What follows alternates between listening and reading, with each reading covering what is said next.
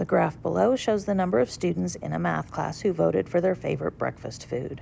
The number of students who voted for eggs is a third of the number of students who voted for French toast. How many students voted for eggs as their favorite breakfast? So eggs we don't have. All we've got is this clue that eggs is a third of the number of students that voted for French toast.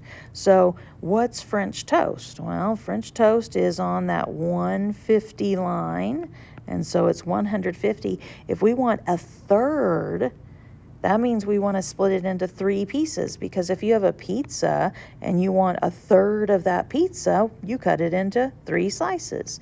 So we need to take that 150 and cut it into 3 slices. We divide by 3. So 3 into 1, no. 3 into 15 goes 5 times. That equals 15. 0 left over. Don't forget to bring down that 0. 5 times 3 is not 150.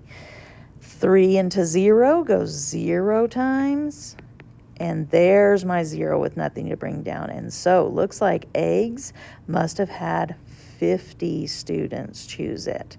Correct answer is 50 students.